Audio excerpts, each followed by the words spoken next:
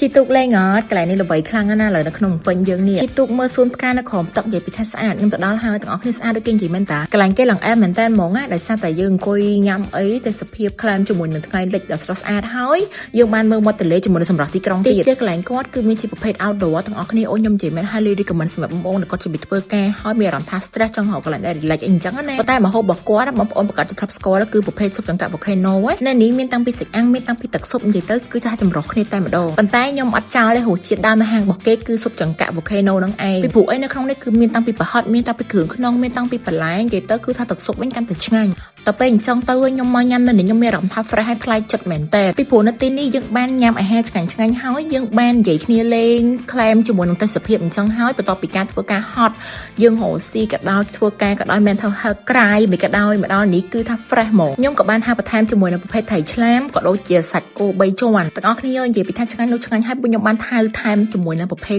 ចកាក់ដូចជាប្រហិតនិងសាច់បន្ថែមទៀតបងប្អូនញ៉ាំហេអូខ្ញុំនិយាយម៉ែខ្ញុំទៅនេះថាទាំងអស់គ្នាបានភ្លក់នៅកន្លែងនេះហើយគឺថាជាប់ចិត្តមកនិយាយទៅរសជាតិតាមពីប្រហែលឆ្នាំមុនគឺនៅដដែលគឺថាឆ្ងាញ់ទឹកស៊ុបមានជាតិគាត់ញ៉ាំហួចហួរហើយពួកខ្ញុំបានធ្វើការទូទាត់ប្រាក់ជាមួយនឹង QR Code របស់ធនាគារប្រេសនីកម្ពុជាដែលហៅកាត់ថា CP Bank យើងនឹងឯងហើយខ្ញុំ highly recommend មែនតើជាពិសេសគឺបងម្ចាស់អាជីវកម្មបើសិនជាចង់បាន QR Code ណាមួយដែលសម្រាប់ឲ្យភ្ញៀវគាត់ធ្វើការទូទាត់ប្រាក់ជាមួយយើងហើយយើងបានការចំណេញច្រើនទៀតសូមបងប្អូនជ្រើសរើសជាមួយនឹងគណនីសកម្មរបស់ធនាគារ CP Bank បងប្អូនអាចនឹងមានឱកាសទទួលបានការប្រាក់ខ្ពស់ប្រចាំឆ្នាំរហូតដល់